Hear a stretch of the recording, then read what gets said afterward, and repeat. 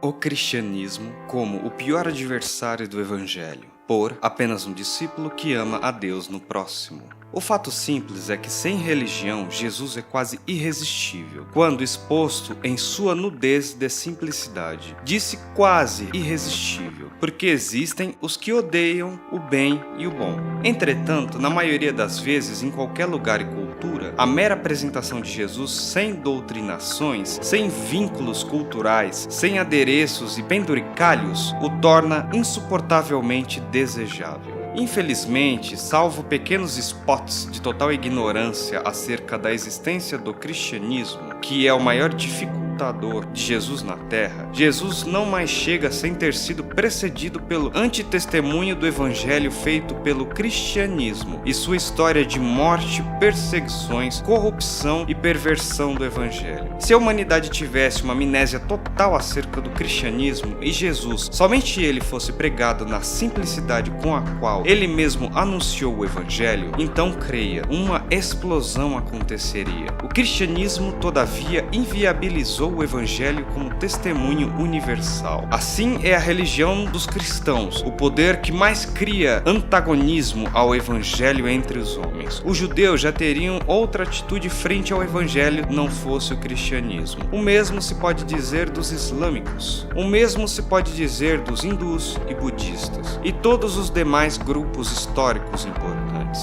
Os cultos africanos, caso não tivessem sido demonizados pelo cristianismo, das formas culturais e pela impaciência religiosa dos cristãos, também não fariam resistência, assim como em geral os índios, quando apenas expostos ao evangelho, não rejeitam, antes abraçam Jesus como um menino abraça um amigo. O cristianismo, no entanto, historicamente desfigurou Jesus de tal modo que ele se tornou desprezível em muitos lugares, e não é por maldade humana, mas apenas pela impossibilidade de aceitar o estupro do pacote cristão sem o Espírito de Jesus. Desse modo, historicamente, até hoje, o pior inimigo de Jesus e do Evangelho na Terra foi o cristianismo. Sim, historicamente, quanto mais expansão do cristianismo, mais dificuldades para o Evangelho de Jesus no mundo. Quem conhece o mínimo que seja dos vasos comunicantes da história, sabe que não exagero nada. Nele, que é Deus, e portanto nada tem a ver com cristianismo, assim como nada tem a ver com religião, mas apenas com vida e amor.